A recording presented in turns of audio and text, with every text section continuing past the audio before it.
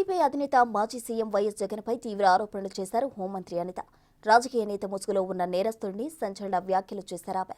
ఒక్క ఛాన్స్ అన్న పాపానికి వ్యవస్థలన్నింటినీ నిర్వీర్యం చేశారని ఆగ్రహం వ్యక్తం చేశారు. అరకొర సంక్షేమ పథకాలు ఇచ్చి ప్రజలను మోసం చేశారని ధ్వజమెత్తారు. నాడు నేడు కార్యక్రమంతో కోట్ల రూపాయలు దోచుకున్నారని మంత్రి అనిత అన్నారు. లాస్ట్ ఒక్క ఛాన్స్ అన్న పాపానికి జగన్మోహన్ రెడ్డి అనే ఒక నేరస్తుల ముసుగులో ఉన్న, అంటే రాజకీయ ముసుగులో ఉన్న ఒక నేరస్తుడు. ఒకే ఒక కారణం, ఒక్క ఛాన్స్ అని చెప్పిన దానికి రాజకీయ ముసుగులో ఉన్న ఒక నేరస్తుడికి 5 సంవత్సరాలు పట్టం కడితే 20 సంవత్సరాలు వెనక్కి వెళ్ళిపోయిన పరిస్థితి కూడా మనకి కనిపించిన సందర్భం. దానిలో భాగంగానే వ్యవస్థలన్నీ నిర్వీర్యం అయిపోయినాయి. ఒక తాగునీరు లేదు, ఒక సాగునీరు లేదు, ఒక పరిశ్రమ లేదు.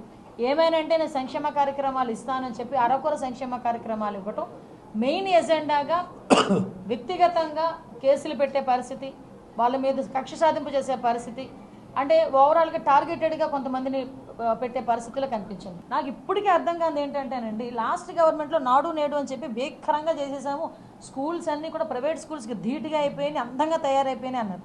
నేను ఎమ్మెల్యే అయిన తర్వాత, మంత్రి అయిన తర్వాత మేమందరం కూడా స్కూల్కి వెళ్తూ ఉంటే మాకు హెచ్ఎంస్ రిప్రజెంటేషన్స్ ఇస్తున్నారు. గోడ బాగానే ఉంది, బోర్డు బాగానే ఉంది, లోపల మాత్రం ఏమి బాగాలేదు, పడిపోయేటట్టుగా ఉన్నాయి. దీనికి కొన్ని వేల కోట్లు. సో ఆటోమేటిక్గా ప్రజలు కూడా బుద్ధి చెప్పి 11 సీట్లకి పరిమితం చేసి ఈరోజు